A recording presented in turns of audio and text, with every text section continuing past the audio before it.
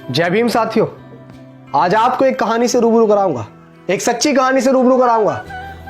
बाबा साहेब की एक सच्ची कहानी जिसको सुनकर आप सोचने पे मजबूर हो जाएंगे कि किसी व्यक्ति के अंदर इतना दिमाग कैसे हो सकता है, किसी महापुरुष के अंदर इतना दिमाग कैसे हो सकता है।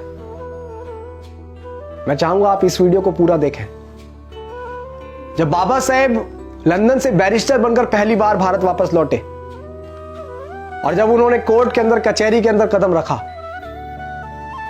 तो लोगों ने, जितने भी कोर्ट के अंदर और वकील थे, सबने बाबा साहेब को देखकर यह पहचान लिया था कि ये तो वही है जो महार जाति का व्यक्ति है। और ये आज काला कोट पहनकर हमारे कचहरी के अंदर आ गया है। और बाबा साहेब वहां जाकर अपना ठिया ढूंढने लगे। सबके पास अपने अपने ठिए होते हैं बैठने के लिए।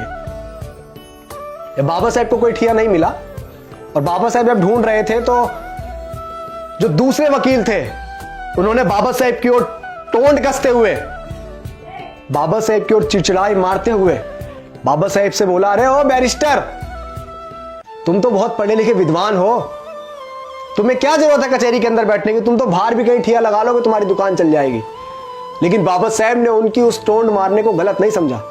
बाबा साहेब ने उस बात का बुरा नहीं माना और बाबा साहेब मुस्कुराते हुए ये बोले कि तुमने ठीक कहा। और बाबा साहेब कचहरी के बाहर एक जगह जाकर अपना ठिया बाबा साहब ने जमाया, साफ सफाई करके बाबा साहब वहां बैठ गए। मैं बहुत शॉर्ट में आपको बात बता रहा हूं, कहानी बहुत लंबी है, इतिहास के पन्नों में आप पढ़िएगा। और बाबा साहेब के पास छोटे मोटे केस आने लगे, रोजी रोटी चलती रही, हल्का फुल्का बिजनेस बढ़ा, कारोबार बढ़ा। और उसी दौरान एक सेठ और एक सेठानी का एक बेटा, जो एक लौता बेटा था, उसको फांसी की सजा बोली गई थी। वो सेठ और सेठानी पूरी मुंबई में ऐसा कोई वकील नहीं छोड़ा जिसके घर वो ना घूमे, जिसके पास भी जाते और जिसको भी वो फाइल दिखाते अपने बच्चे की, वो मना कर देता कि तुम्हारा बच्चा नहीं बच पाएगा। उसने बहुत पैसा खर्च कर दिया उस सेठ ने। और वो सेठ ढूंढता ढूंढता ढूंढता पूरी मुंबई को खंगालता हुआ उसी कचहरी के अंदर पहुंचा जिस कचहरी के बाहर बाबा साहेब बैठे हुए थे, हमारे मसीहा डॉक्टर भीमराव अंबेडकर बैठे हुए थे। और जब उस कचहरी के अंदर उस सेठ ने अपने बच्चे की फाइल को दिखाया, एक लौते बेटे की फाइल को दिखाया, तो किसी भी वकील ने उसकी फाइल लेने से इनकार कर दिया कि इसमें कुछ नहीं हो सकता, तुम्हारे बच्चे को कोई नहीं बचा सकता है। उस सेठ ने ऐसे ऐसे बड़े बड़े वकीलों को दिखाया जो कानून को अपना घर मानते थे, जो ये बोलते थे कि कानून तो हमारी मुट्ठी में है। ऐसे ऐसे वकीलों को वो फाइल दिखाई, लेकिन सबने उस फाइल को देखकर इनकार कर दिया। और उस कचहरी के अंदर जो वकील बैठे हुए थे, कुछ वकीलों ने फिर से बाबा साहेब के ऊपर टोंट कसते हुए बोला कि अरे सेठ, तुम्हारा केस तो वो लड़ेगा, वो जो बाहर बैठा हुआ है, वो महार जाति का व्यक्ति, वो बहुत विद्वान है, वो पढ़ लिख कर आया है। वो बाबा साहेब पर टोंट कस रहे थे, हमारे मसीहा पर टोंट कस रहे थे। वो हमारे मसीहा पर चिड़चिड़ाहट मार रहे थे। और जब, क्योंकि सेठ जो है वो मन से रो रहा था, उसे एक आशा की किरण चाहिए थी बस, क्योंकि उसका एक लौता बच्चा जिंदगी और मौत के बीच में अटका हुआ था। और जब उस सेठ ने सुना, उस वकील ने उस सेठ से बोला, तो सेठ उसकी बात मानकर वहीं पहुंच गया बाबा साहेब के पास और उसके बाबा साहेब के चरणों में जाकर वो जा लौटा और बोला कि हे बैरिस्टर, हे बाबा साहेब, मेरे बच्चे को बचा लो। तो बाबा साहेब ने बोला, सेठ उठो, मैं क्या कर सकता हूं, मैं क्या मदद करूंगा। ये फाइल तुमने किसी और व्यक्ति को, किसी और वकीलों को दिखाई होगी, उनको, उनके पास जाओ, मेरे पास क्या करने आए हो, मैं क्या करूंगा, मैं तो एक महार जाति का हूं, मैं क्या करूंगा, मैं तो नीच जाति से हूं ना। सेठ, आप बड़े बड़े वकीलों को दिखाओ। तो सेठ ने बाबा साहेब की शक्ल देखकर बोला कि नहीं, अगर मेरे बच्चे को कोई बचा सकता है तो बैरिस्टर आप बचा सकते हैं, वरना पूरी दुनिया की ताकत कोई मेरे बच्चे को नहीं बचा सकती। ये मैं आपका चेहरा पढ़कर बता रहा हूं कि बाबा साहब मेरी बात आप मान लीजिए, बैरिस्टर मेरी बात मान लीजिए, क्योंकि मैं तो एक बाप हूं, मैं उस पीड़ा को सहन कर लूंगा। लेकिन जो इसकी माँ है, जब उसकी माँ को पता लगेगा कि उसका बच्चा नहीं रहा, तो वो भी उसके गम में मर जाएगी। मेरे घर से 2 अर्थियां उठेंगी बाबा साहेब, मेरे घर से 2 अर्थियां उठेंगी। मेरा एक लौता पूत है, मेरा इतना बड़ा कारोबार है, इतने बड़ा बिजनेस है, इसे कौन संभालेगा, क्या करूंगा मैं इसका।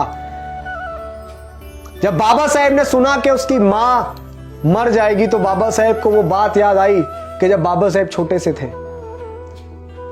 तो बाबा साहेब की माता भीमाबाई ने एक बात कही थी कि भीमा, अगर कभी जरूरत पड़े किसी निर्दोष की जान बचाने के लिए, किसी का पूत की जान बचाने के लिए, अगर किसी अच्छे काम के लिए झूठ बोलना पड़े, तो संकोच मत करना भीमा, संकोच मत करना। और बाबा साहेब ने फाइल देखी और बाबा साहेब ने फाइल देखकर बोला कि सेठ ये बताओ, ये फाइल तुमने अब से पहले किसी और वकील को दिखाई? तो सेठ ने बोला कि है बैरिस्टर, मैंने ये फाइल दिखाई नहीं, मैंने इस फाइल पे इतना नोट खर्च किया कि किसी की आने वाली 3 पीढ़ी भी कमा नहीं सकती। मैंने इतना नोट इस फाइल पर खर्च कर दिया है, बस आप मेरे बच्चे को बचा लीजिए। ऐसे हाथ जोड़ के वो गिड़गिड़ा रहा था, बाबा साहेब के चरणों में गिर रहा था, बाबा साहेब के सामने हाथ जोड़ रहा था। और जब बाबा साहेब ने उसकी पीड़ा सुनी, उसकी फाइल देखी, तो बाबा साहेब ने बोला कि जाओ सेठ, मैं तुम्हारे बच्चे का केस लड़ूंगा, जाओ।